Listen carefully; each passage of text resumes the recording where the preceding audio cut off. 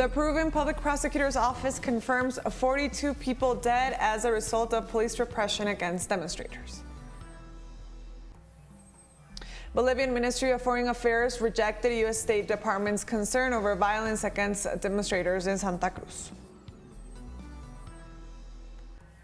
And Honduras authorities declare a 48-hour green alert due to tidal wave that would affect at least 6 departments.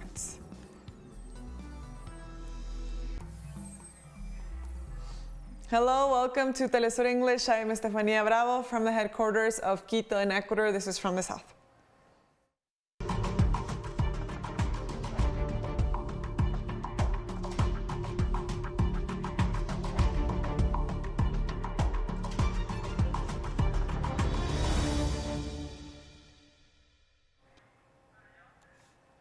The Peruvian Public Prosecutor's Office confirmed that 42 people have been killed that have been reported as a result of repressive actions by police officers against the protests. According to the first investigation carried out by the criminal prosecutor's offices, there are also 531 wounded, of which 355 are civilians. The number of deaths given by the prosecutor's office agrees with the last report of the Ombudsman office released on Thursday afternoon, in which it states that 41 civilians died in confrontations.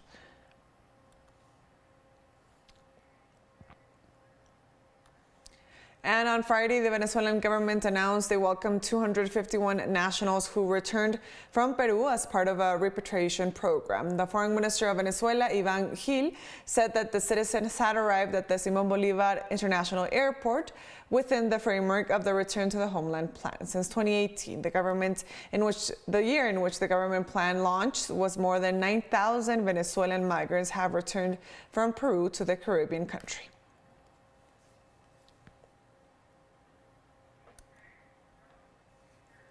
On Friday, the Bolivian Minister of Foreign Affairs, Rogelio Maita, rejected the pronouncement of the U.S. State Department official Brian Nichols, who had tweeted his concern over violence reports regarding the protests in Santa Cruz. Rogelio Maita stated that Nichols' comment would be seen as inappropriate interference in Bolivian matters. In the sense, he added that this kind of pronouncements made by U.S. officials and parliamentaries show their intention to control the entire world, pointing out as an example that the Bolivian foreign minister does not issue tweets denouncing U.S.'s serious violations of rights towards the African American population.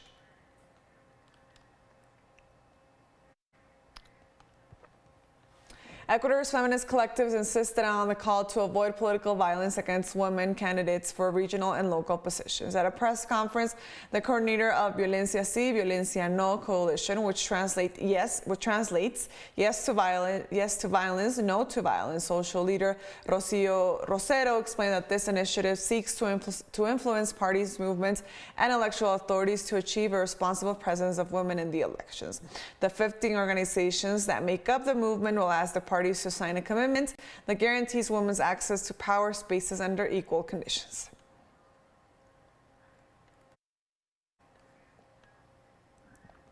Following the North American Leaders Summit that took place in Mexico earlier this week and concluded with a commitment to greater cooperation on issues such as trade and migration, opinions among Mexicans seem divided, especially regarding the high presence of migrants from other countries in Mexican territory. Our correspondent in Mexico, Daniel Rosas, with more. Following the announcement of greater economic cooperation between the countries of North America, Mexicans welcome temporary visas to work in the United States or Canada, but at the same time reject the presence of thousands of migrants on Mexican soil. Trade with Canada and the United States, as long as Mr. Obrador negotiates, everything can work out very well for Mexico. I think it's good or correct, since we really turn to other places to have more income, because here, with so much crime, it is no longer possible. Bringing Canadian companies here helps to create jobs, doesn't it? And if we Mexicans can create companies there, so much better. But opinions change when it comes to creating jobs in Mexico for people from Central and South America. Migration at a global level is already a troubled situation itself. Keeping 3,000 people at the border when we have so many problems there,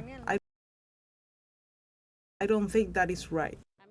I don't like it. I don't really like that. I don't like the relationship with the United States because at the end of the day, it's when they want you, they just use people. Well, the United States might be able to cooperate to maintain or help those people here. I mean, if it give us a budget, that would be great. And for some people, this is not important, not even the meeting of the leaders. I think there are more important issues to solve, to talk about, to discuss, rather than the visit of a president from another country. These opinions stand in contrast to the optimism shown by the Mexican authorities. We consider that the summit and the bilateral meetings have been a success for Mexico and for North America. We remind you that a few years ago, when this government began, it was in question whether or not North America had a common future. It was very good that this meeting took place. It was very good for our people, and I would say that it was in the interest of the people of Canada, the people of the United States, and the people of Mexico.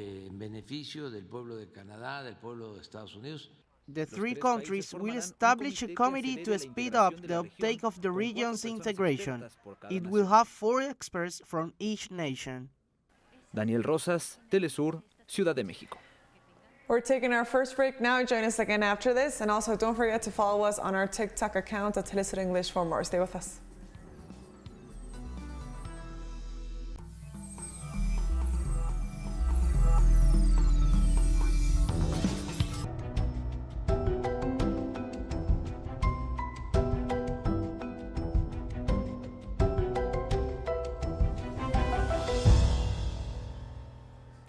Welcome back to From the South. More news now. On Friday in Honduras, authorities declared a green alert for 48 hours due to tidal wave that would affect at least 6 departments. The forecast of the entry of a prefrontal through prompted the measure. It is expected that a cold front will enter the country on Saturday morning. The meteorological phenomenon will enter through the Gulf of Fonseca and the Pacific and generated rains with isolated electric activity in the Bay Islands of Atlántida, north of Cortés and Santa Bárbara.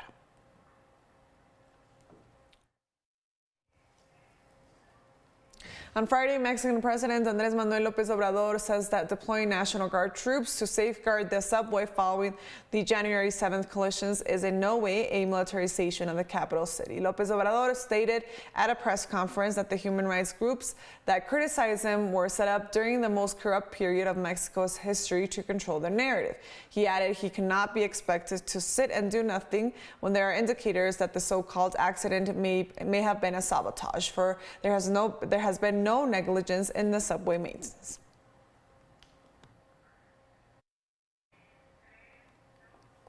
In Haiti, the En Avant party advocated on Friday for a political summit to solve the country's problems, since the agreement promoted by the government has not reached the necessary consensus. Party coordinator and former lawmaker Jerry Trudeau said Haitians can avoid political disorder, fight chaos, and solve insecurity if they unite their wills and skills. He then added that there should be a political conference between the signatories of the consensus for the transition promoted by the government of Ariel Henry and the national forces that still haven't joined the initiative.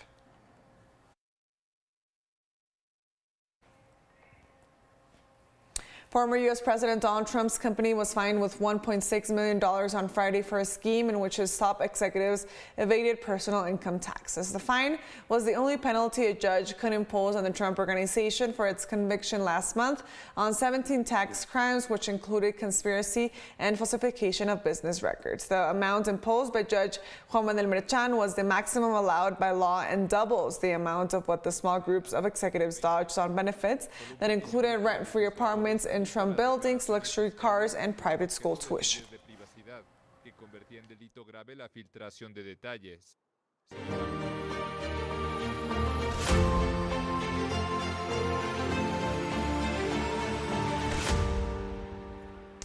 Russia's defense ministry confirmed on Friday its forces took control of the eastern Ukrainian town of Soledar. Defense ministry spokesman Igor Konashenko said that the liberation of the town of Soledar was completed on January 12th, adding that town's importance for the continuation of offensive operations in the Donetsk region. Konashenko pointed out that full control over Soledar enables to cut off the supply routes of the Ukrainian troops in the southwestern town of Artyomovsk, and also therefore to block and to surround the Romanian troops of the Ukraine armed forces in the town.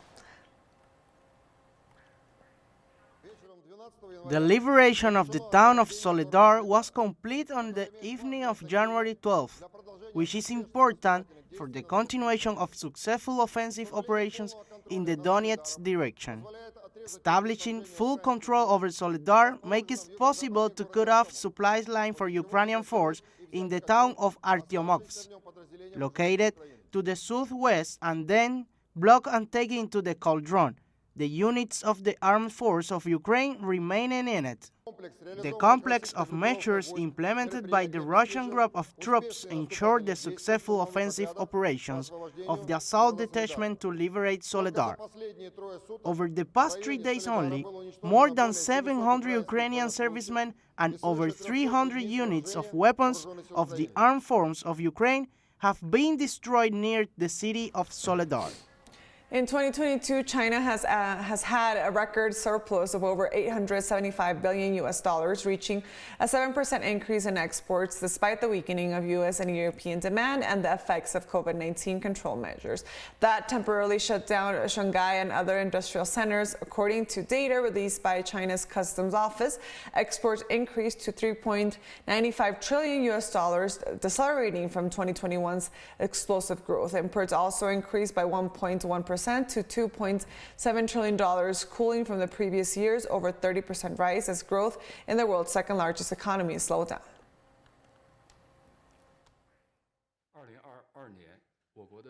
In 2022, China's foreign trade volume exceeded 40 trillion yuan for the first time, maintaining steady growth on the high basis of 2021 and reaching a record high. China has remained the top country in trading goods for 6 consecutive years. We're taking one last short break now. Join us again after this, and also don't forget to follow me on my Twitter account at teleSUR for more. Don't go away.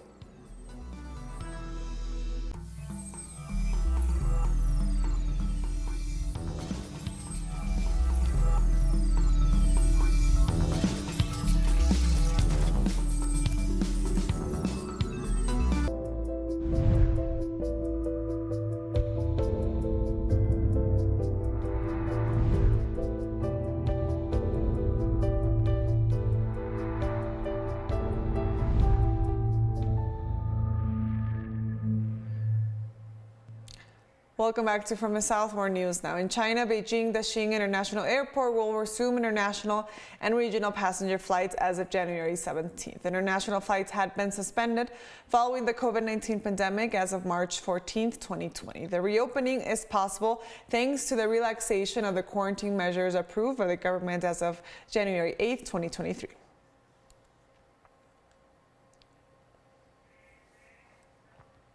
And Tarek El-Aissami, Venezuelan Vice President of the Economy and Minister of Petroleum, proposed this Friday the creation of an energy development bank before the Voice of the Global South Summit.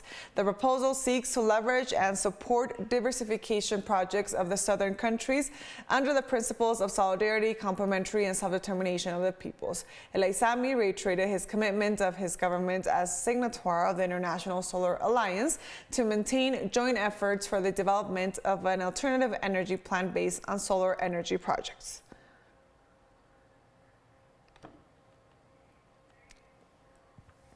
The island nation of Sri Lanka announced on Friday its plans to reduce the number of troops in the army ranks by the year 2030. The members belonging to this armed institution will be reduced to 100,000 troops after strong criticism that the investment in military tactical material is higher than one of the health and education sectors in the 2023 budget.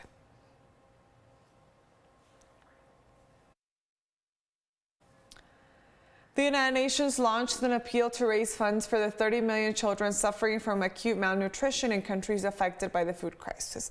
According to the UN, more than 30 million children in the 15 most seriously affected countries suffer from wasting or acute malnutrition, while 8 million of these children suffer from severe wasting, the most deadly form of undernutrition.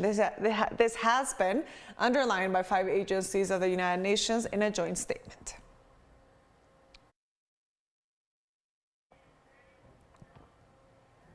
On Friday, the former president of Kenya met in Mombasa with members of the insurgent group March 23 movement in an attempt to reach a peaceful solution for North Kivu, an eastern province of the Democratic Republic of Congo.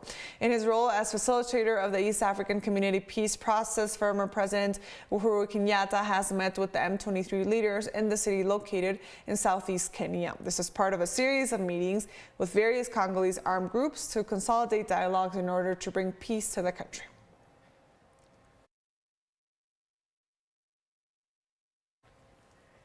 Pero ya me voy. The Lebanese army responded on Friday to an Israeli air violation, the second in the current week, as a sign of the ongoing Zionist infringements by sea or air over the Levantine territory. The armed forces confirmed via Twitter that a patrol fired at a drone of the enemy entity that was flying over the national airspace. The military institution specified that the violation took place on the outskirts of the town of Hulu and Wadi Hunan on the southeastern side of the border with Tel Aviv.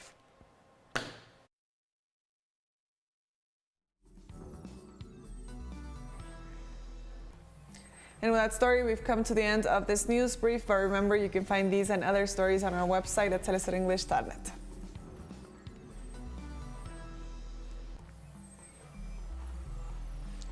And also, be sure to follow us on our socials. We're on Facebook, on Twitter, and on Instagram as well. For TeleSUR English, I am Estefania Bravo. Until next time.